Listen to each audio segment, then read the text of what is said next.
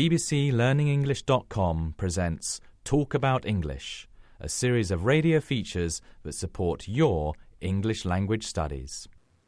You're listening to First Sight, Second Thoughts from the BBC World Service, the series which views life in Britain through the eyes of her immigrant population. When I first came here, British English was so difficult for me because in Japan, basically, we use American English at school. When I came first time to this country, only two words I used to know, only good morning, and my name is. Well, my nephew, he was, I think, 7 years old, and I used to learn from him, actually. Voices of immigrants facing one of the challenges of life in a new country. In First Sight, Second Thoughts, we get an insight into life in Britain as seen through the eyes of her immigrant population. People who've come here from all over the world share their personal experiences, their first sight of life in Britain and their second thoughts as they got to know it, for better or for worse. The theme for today's programme is Coming to Terms with English.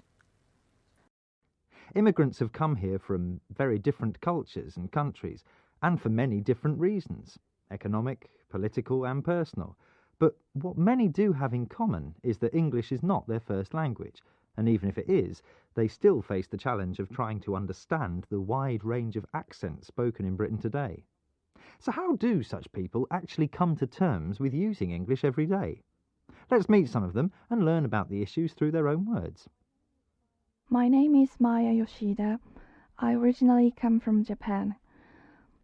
I first came to London 5 years ago as a tourist, and I felt really comfortable to be here. So after I went back to Japan, I decided to come back here to live. When I first came here, British English was so difficult for me because in Japan, basically, we use American English at school. So I couldn't understand English at all.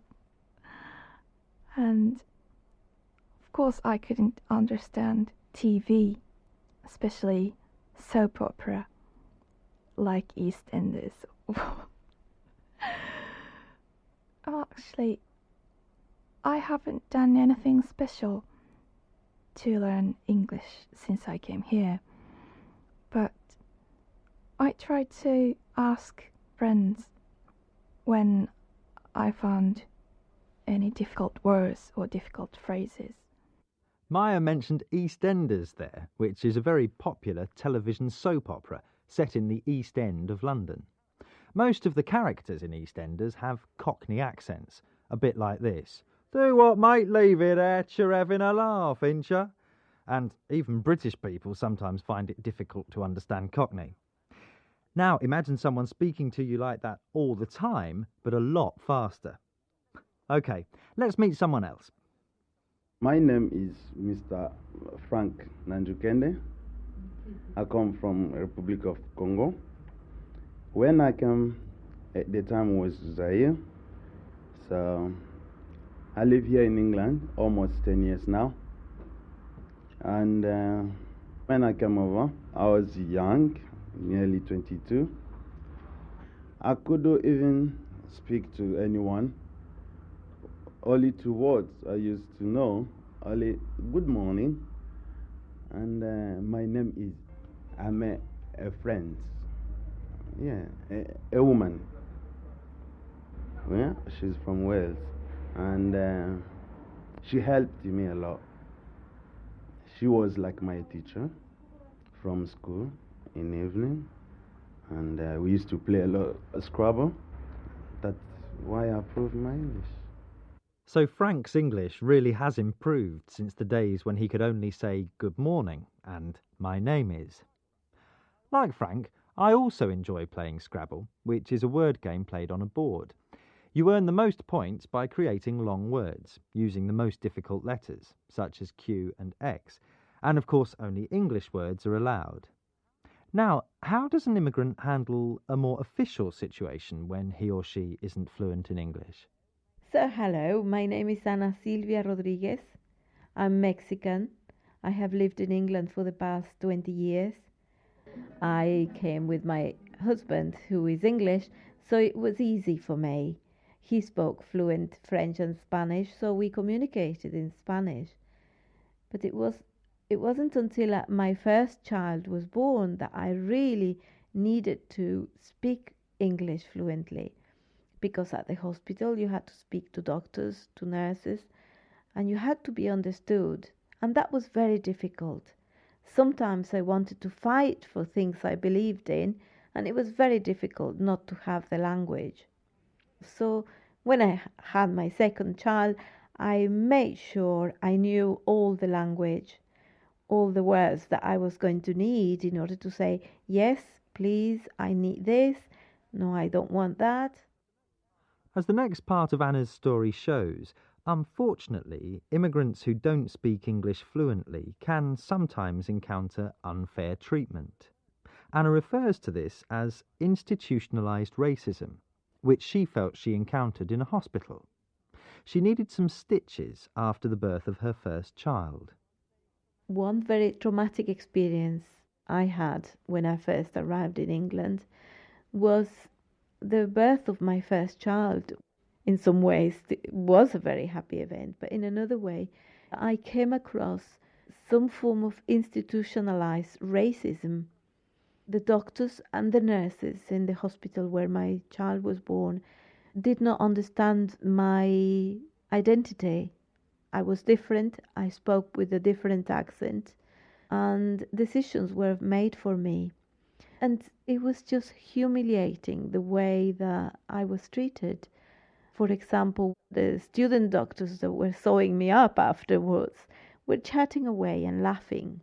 I had just had a 22-hour labor and delivery, and they just were totally insensitive to my feelings. And I shouted at them and I said, are you having a good time down there? Because I was really very upset. But it was very difficult without the language to express my needs. When my second child was born, things had changed a great deal. And so I knew more about my own rights, even if I still spoke English with a foreign accent. So the second time round, it was a lot easier. My name is Renate Thornton. Originally, I'm coming from East Prussia, now Kaliningrad. And being a refugee, we moved right across Germany and then ended up in Munich. And now I am living in Leeds. I attended a language course in 1963 in Brighton and met my ex-husband there. And 1964, I came to Britain. When I was in Germany, yes, I learned English at the grammar school and then later at the commercial school where the English consisted more of the business language. So ordinary English, like, can I have some potatoes? This daily vocabulary was totally lacking. I could listen to the news, I could read the newspapers, but these polite phrases just weren't taught, really. Don't mention it. I didn't know that. These little things I picked up while going along then. Ah, yes. Don't mention it. A nice, polite little phrase, and really the best time to use don't mention it is if someone has thanked you for something. Instead of replying with, my pleasure, no problem, you could use, don't mention it, instead. But not all immigrants pick up such polite expressions. In fact, they find themselves learning what our next speaker calls factory-type English. My name is Rajinder Durlai.